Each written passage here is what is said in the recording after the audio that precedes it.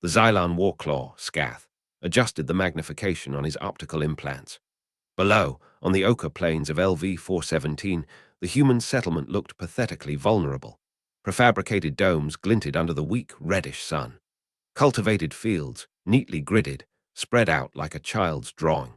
There were no visible fortifications to speak of, no energy signatures indicating defensive weaponry beyond standard atmospheric shields, easily pierced. Prey signals confirm minimal defensive capabilities, War Master Krell, Scath hissed, his forked tongue tasting the recycled air of the bridge. Primary structures are agricultural and residential. Life signs indicate approximately 300 individuals, weak, dispersed. War Master Krell, a massive Xylon whose scarred snout and chipped head crest bespoke countless campaigns, let out a low rumble of satisfaction from his chest. His yellow, slitted eyes narrowed. Excellent. The intelligence reports on these humans align. Soft, accustomed to worlds of plenty. They have forgotten the taste of true fear, the bite of true hunger. They will shatter quickly. The Xylon species had clawed its way to interstellar travel from a brutal, resource-poor death world. Every Xylon was a survivor, hardwired for conflict and ruthless acquisition. They viewed species like humans, who had apparently evolved on a paradise world, as they perceived Earth from afar, with a mixture of contempt and predatory interest. Such softness was an invitation. "Prepare landing craft," Krell commanded. "Standard raid pattern. Shock, overwhelm, secure resources, and take useful breeding stock. Avoid unnecessary damage to infrastructure we can utilize. This will be gentle by our standards." A dry, rasping chuckle echoed from the Xylon crew. Gentle for them still meant abject terror for their victims. The human colony of Harmony Creek had been established for less than 5 standard years. Its inhabitants were mostly farmers, engineers, a few teachers, and families looking for a fresh start on a new world. They knew the frontier was dangerous, but Xylon raids were usually concentrated in more developed sectors, or against other, equally soft species. They had emergency beacons, yes, and a small local militia with kinetic rifles more suited for scaring off local predators than fighting an interstellar warship. Maria Sanchez, head of the Colonial Council and a former botanist, was inspecting the hydroponics bay when the alarms blared, a piercing, unfamiliar shriek that cut through the morning calm. Her heart leaped into her throat. Red lights began to flash across the dome's translucent ceiling. "Report," she yelled into her comm unit, already running towards the central hub. "Unknown contacts, multiple atmospheric entries, fast movers." Young Tim Henderson's voice crackled back, laced with panic. "They're not answering hails. They look. Xylon, Maria. Xylon dropships." Maria's blood ran cold. Xylon, slavers, raiders, butchers. She'd read the horror stories, the sanitized reports that still painted a grim picture. This wasn't supposed to happen here, not to Harmony Creek. She burst into the small command center. Mayor Thompson, a portly man usually more concerned with crop yields, was pale and trembling. The militia leader, a retired freighter captain named Rex Gunner Jameson, was already barking orders, his weathered face grim. "Hostile intent confirmed," Gunner said, his voice surprisingly steady. "They're coming in hot and heavy. Looks like a standard resource raid. They'll expect us to fold, maybe offer token resistance, then beg for mercy." A heavy silence filled the room. They all knew what Xylon, mercy, looked like. "Mercy is not on the agenda today," Maria said, her voice low and tight. She looked at the faces around her, scared, yes, but also with a dawning, desperate resolve. These were her people. This was their home, built with sweat and hope. "Gunner," she said, meeting his gaze, "what are our chances, honestly?" Gunner sighed, running a hand over his bald head. "Direct confrontation. 0. They'll have energy weapons, armored troops. We have pop guns and farming tools. We can maybe inconvenience a couple of their scouts before they roll over us." Maria nodded slowly. "Then direct confrontation is not the plan." She took a deep breath. "Activate protocol, last stand." Mayor Thompson gasped.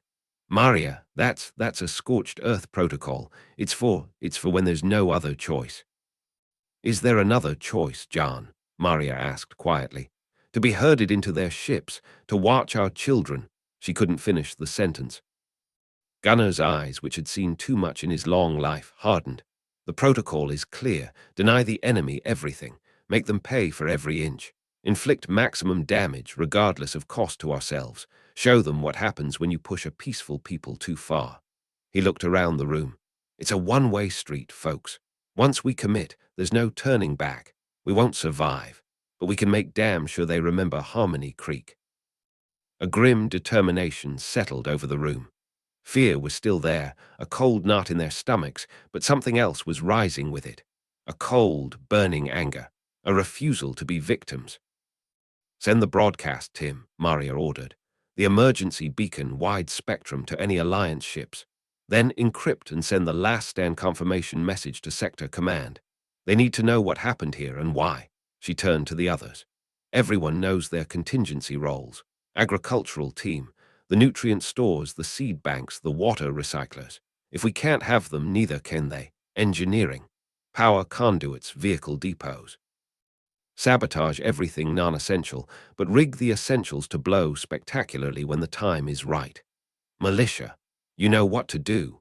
Harass, delay, make them bleed for every step. Her eyes met Gunner's.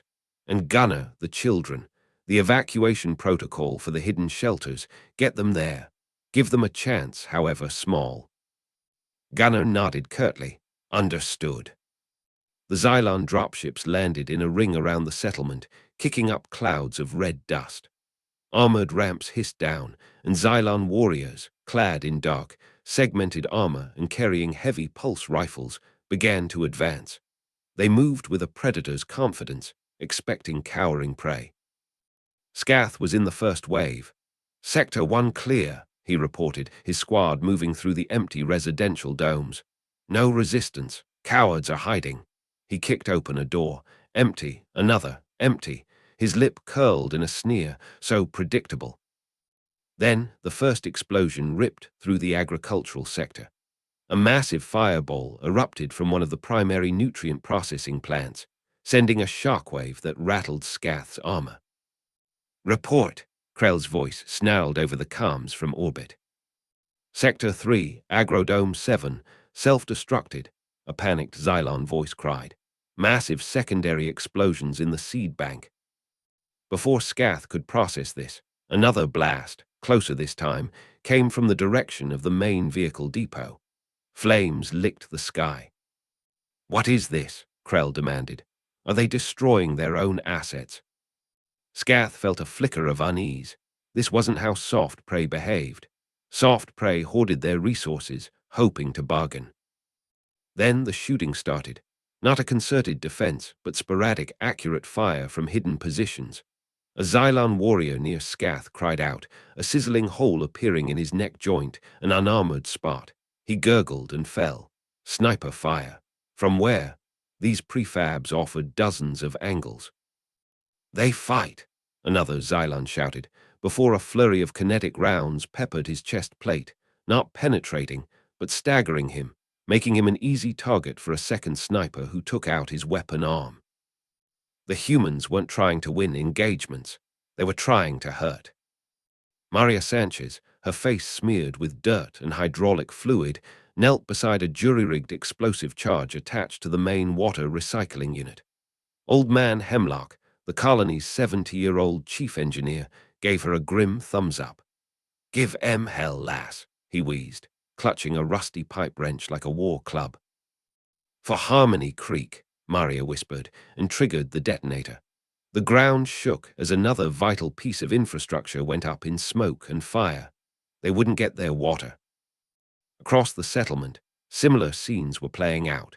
Teachers rigging their classrooms with makeshift traps. Farmers using their knowledge of the terrain to set ambushes with electrified fences originally meant for pest control. They fought with a savagery that belied their civilian clothes and improvised weapons. They fought with the fury of people who had already accepted their own deaths and had only one goal left: to make the enemy suffer.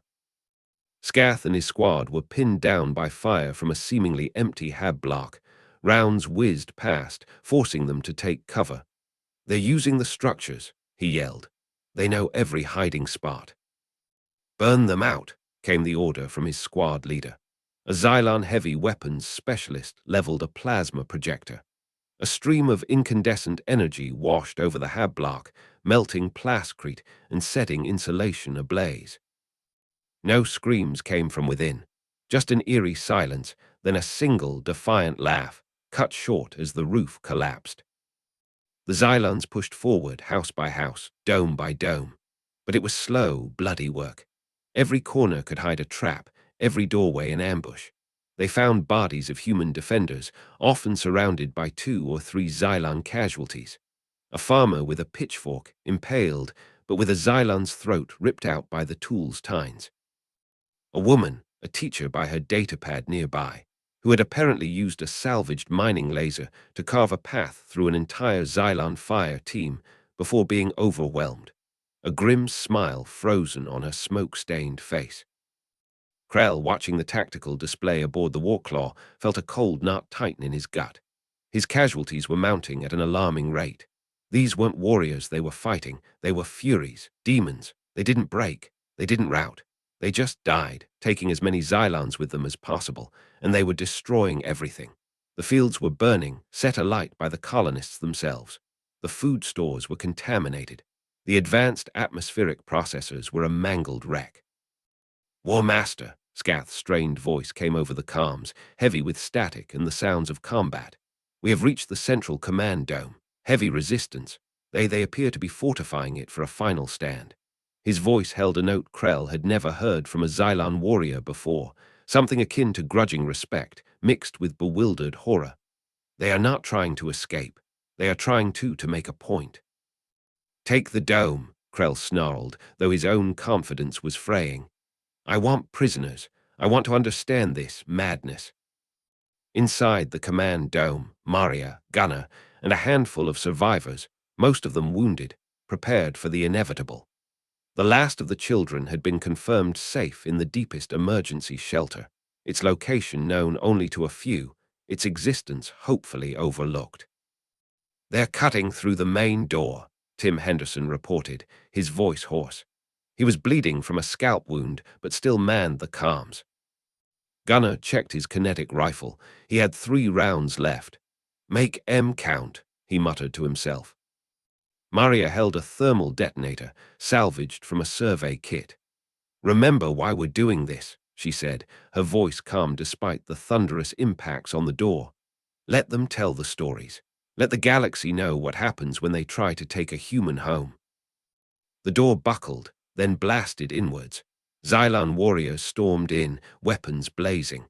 The few remaining humans returned fire, a desperate final volley. Gunnar took down 2 before a plasma bolt caught him in the chest. Tim screamed and fired wildly before being cut down. Scath, leading the charge, saw the human female, the one who looked like their leader. She was standing amidst the smoke and chaos, her face bloody but her eyes blazing with an unholy light. She was holding something, and she was smiling, a terrifying, serene smile. "Welcome to Harmony Creek, Xylon," Maria Sanchez said, and pressed the trigger on the thermal detonator. The explosion engulfed the command dome and a significant portion of the surrounding area. Scath, blown off his feet by the shockwave despite being at the edge of the breach, felt a searing heat wash over him. When he could see again, through the ringing in his auditory sensors and the pain in his scaled hide, the central dome was simply gone. A crater smoldered where it had stood. Silence descended, broken only by the crackle of flames and the distant, horrified shouts of his own kind. The Xylon raid on Harmony Creek was a disaster. Of the 300 human colonists, none were taken alive. Of the initial Xylon landing force of 200 elite warriors, fewer than 50 made it back to the dropships, many of them wounded. The colony itself was a smoking ruin, its resources deliberately and utterly destroyed. The Xylons had gained nothing but ashes, casualties, and a profound sense of unease. War Master Krell stared at the desolate, burning landscape from orbit. "Report," he managed, his voice a rasp. Scath, his armor scorched, his pride shattered, could barely articulate. All targets neutralized, all assets denied. They burned their own world, War Master. They smiled as they died, taking us with them. I have never seen anything like it.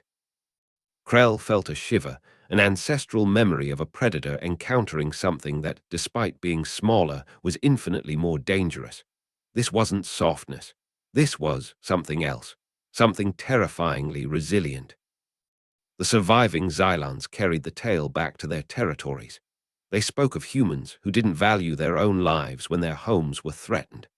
They spoke of farmers who became guerrilla fighters, of ordinary people turning into demons of vengeance. They spoke of smiling executioners who embraced death if it meant inflicting pain on their enemies. The phrase, salting their own earth, became a Xylon descriptor for humanity, a species willing to destroy everything they held dear just to deny it to an invader. The Xylon High Command, after reviewing the casualty reports and the psych evaluations of the survivors, many of whom suffered from what human doctors might call PTSD, made a chilling calculation. The cost-benefit analysis of raiding human settlements was catastrophically negative.